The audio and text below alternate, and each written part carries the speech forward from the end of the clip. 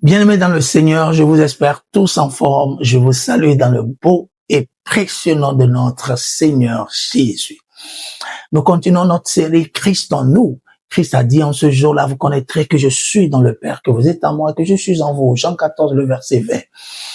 Et nous sommes dans, aujourd'hui, Éphésiens, le chapitre 1, le verset 16 toujours.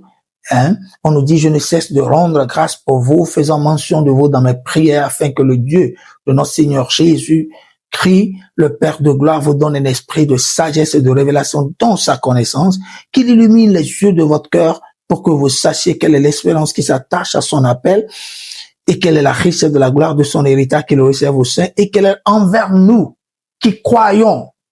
Ça veut dire envers les croyants, envers nous qui croyons l'infinie grandeur de sa puissance se manifestant avec efficacité par la vertu de sa force. Il l'a déployé en Christ en le ressuscitant des morts et en le faisant asseoir à sa droite. Vous voyez là, c'est la suite de la prière que Paul a fait pour l'église d'Éphèse, où Paul demandait à ce que on accorde à cette église l'esprit de sagesse et de révélation, et qu'on accorde également à cette église que les yeux de son cœur soient illuminés pour qu'il réalise, pour qu'il sache, pour qu'il connaisse la richesse de la gloire de son héritage qu'il a en eux, qu'ils ont en eux. Et aussi, la suite maintenant nous dit, quelle est envers nous qui croyons l'infinie grandeur de sa puissance. Cela veut dire que le croyant, puisque c'est envers nous qui croyons, on est en train là de parler des croyants, envers les croyants, l'infinie grandeur de sa puissance, se manifestant avec efficacité par la vertu de sa force. Cela montre que le croyant a une infinie grandeur de puissance. Ce n'est pas que de la puissance, c'est une puissance qui a une certaine grandeur. Et ça n'a pas qu'une certaine grandeur, une certaine immensité, mais cette puissance est illimitée, l'infinie grandeur de sa puissance. Vous voyez là? C'est-à-dire, c'est des mots qui sont mis ensemble là. Eux tous parlent d'une certaine grandeur, d'une certaine immensité, mais Paul a ajouté les mots parce qu'il savait pas comment décrire cette puissance. C'est parce que c'est tellement immense. C'est tellement, c'est sans limite, quoi. C'est sans limite. Parce que toute autre puissance a une certaine limite. Mais cette puissance qu'on décrit, que les croyants ont en eux, qu'ils ont en leur disposition, c'est une puissance qui est sans limite, qui a une certaine grandeur, une certaine immensité. Et c'est ce que le croyant que tu es, que je suis, c'est ce que nous avons au-dedans de nous. Et cette puissance est décrite par le verset qui suit. Il l'a déployé en Christ. C'est cette puissance qui a été déployée. Déployer, c'est étaler. C'est mettre à disposition. C'est utilisé de manière grandiose. Cette puissance a été étalée, a été déployée lors de la résurrection de Christ.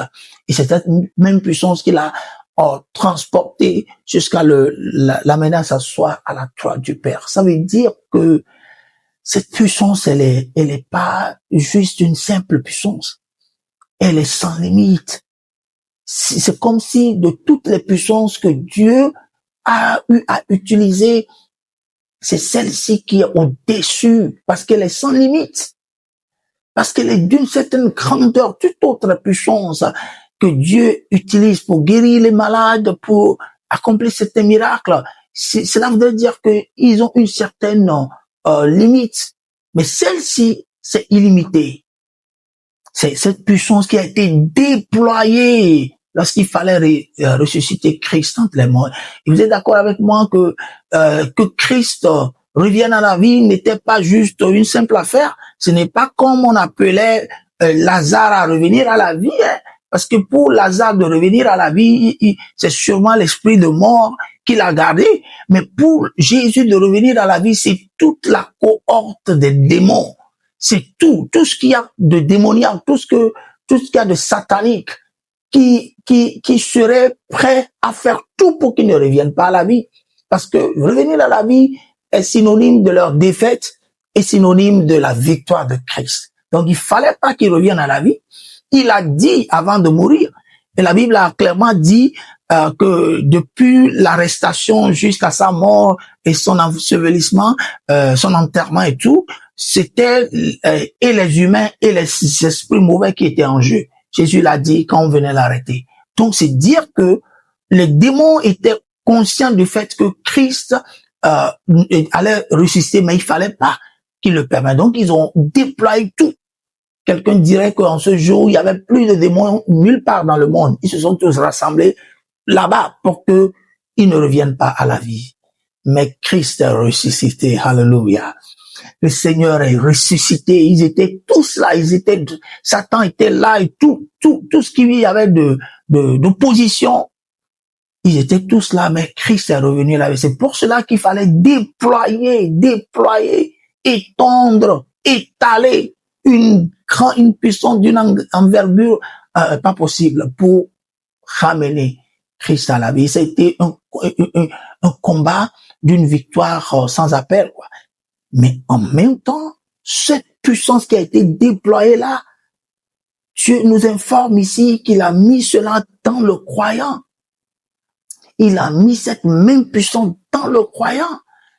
Et j'ai eu à te montrer comment reconnaître ce que nous avons en nous pour en bénéficier, pour bénéficier de cela dans ta vie. Il faut d'abord accepter que c'est vrai. Tu n'as pas besoin de le sentir avant d'y croire. Tu n'as pas besoin d'avoir des preuves de cela. Vu que c'est déjà dit dans les Écritures, il faut y croire. Nous ne marchons pas par la vue, nous ne marchons pas la foi. Nous ne marchons pas par les sensations sensorielles, mais nous marchons par la foi.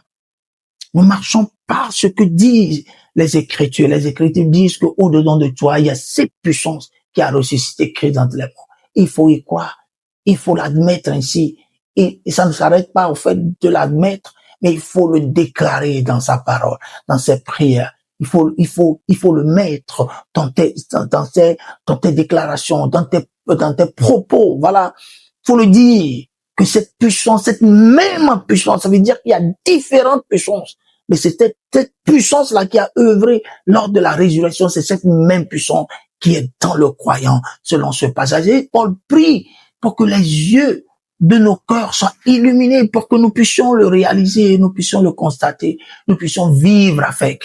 Mais bien aimés, vous savez, au jour d'aujourd'hui, le croyant, pour la plupart, cherche plein d'autres puissances, plein d'autres onctions, au moment où celle-ci, qui est décrite ici, n'est pas encore utilisée, ne fait pas encore partie du vécu quotidien du croyant. Or, cette puissance-là, elle dépasse tout. Si elle est vraiment à l'œuvre dans ta vie, tu verras vraiment que cela affectera ta vie dans tous les sens et sur toute la ligne. Et c'est ce que je t'invite à faire. Commence à partir d'aujourd'hui par non seulement remercier le Père pour cette puissance, mais intègre cette puissance qui a ressuscité Christ d'entre les morts, dont il est question ici, intègre-la dans ta vie de tous les jours. Voilà, intègre-la dans tes prières, dans tes propos.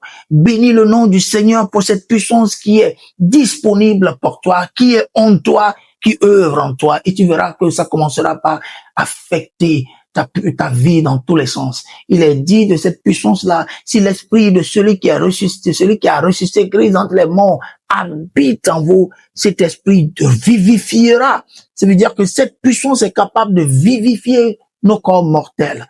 Et non seulement vivifier nos corps, mais elle pourra vivifier nos activités, vivifier nos vies, vivifier nos maisons, vivifier tout ce qui n'a plus de vie en lui.